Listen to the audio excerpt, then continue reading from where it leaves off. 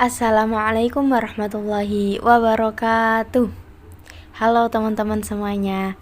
Perkenalkan, nama saya Aulia Syuambi Awamah, mahasiswi semester 2 Program Studi Pendidikan Agama Islam, Fakultas Tarbiyah dan Ilmu Keguruan Universitas Islam Nahdlatul Ulama Jepara.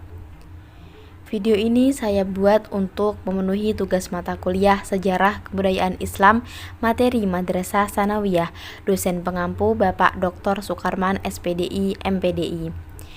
Saya mengambil materi kelas 9 Madrasah Tsanawiyah dengan tema Sejarah Islam di Indonesia. Langsung saja pada materinya. A.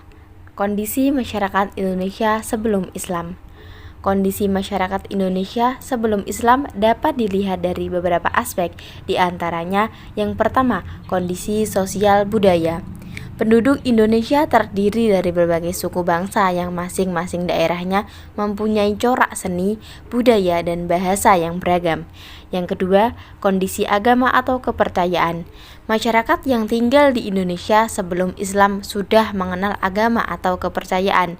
Mereka sudah memeluk agama Hindu, Buddha, dan sebagian menganut kepercayaan Kapitaya.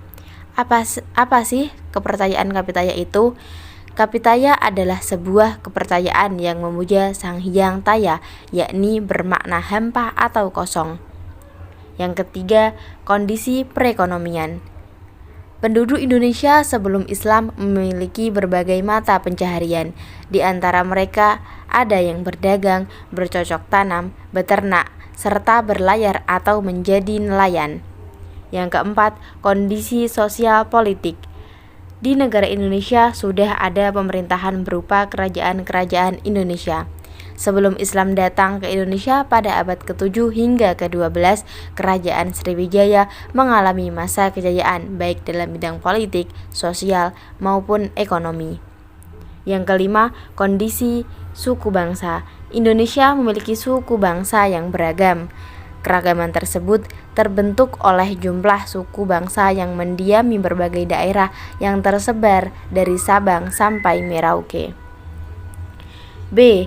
Teori masuknya Islam ke Indonesia. Secara garis besar, Islam masuk ke Indonesia melalui perdagangan, perkawinan, pendidikan, tasawuf, serta seni budaya. Ada 4 teori yang menjelaskan mengenai masuknya Islam ke Indonesia, yakni yang pertama, teori Gujarat, yakni dari India. Islam masuk ke Indonesia pada abad ke-13 Masehi menurut teori Gujarat. Bangsa Gujarat dari India diyakini sebagai pihak yang membawa Islam ke Indonesia. Yang kedua, teori Persia. Teori Persia berpendapat bahwa Islam masuk ke Indonesia pada abad ke-15 dengan dibawa oleh bangsa Persia yang sekarang menjadi negara Iran. Yang ketiga yakni teori Mekah. Teori Mekah merupakan teori baru yang muncul sebagai sanggahan atau penolakan terhadap teori Gujarat. Teori Mekah mengemukakan bahwa Islam masuk ke Indonesia pada abad pertama Hijriah atau abad ke-7 Masehi. Yang terakhir yakni teori Cina. Bukti-bukti arkeologis pada masjid-masjid kuno yang dibangun pada sekitar abad 15 Masehi. Teori Cina ini didasarkan pada asumsi adanya unsur kebudayaan Cina dalam sejumlah unsur kebudayaan Islam di Indonesia, berdasarkan sumber kronik dari Kelenteng Sampokong di Semarang yang memperlihatkan pengaruh orang-orang Cina dalam penyebaran Islam di Indonesia. C. Faktor perkembangan Islam di Indonesia. Ada beberapa faktor penyebab agama Islam dapat cepat berkembang di Indonesia. Yang pertama, syarat masuk agama Islam sangat mudah, yaitu dengan mengucapkan kalimat syahadat. Yang kedua, upacara-upacara dalam Islam sangat sederhana. Yang ketiga, Islam tidak mengenal sistem kasta. Yang keempat, penyebaran Islam dilakukan dengan jalan damai.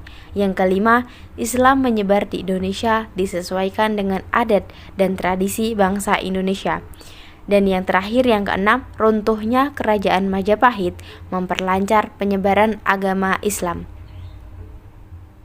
Sekian, terima kasih dari materi yang saya sampaikan. Semoga semuanya bermanfaat dan bisa bermanfaat bagi kita dan semuanya. Terima kasih. Mohon maaf jika ada kurang penjelasan atau salah dalam perkataan saya. Mohon maaf.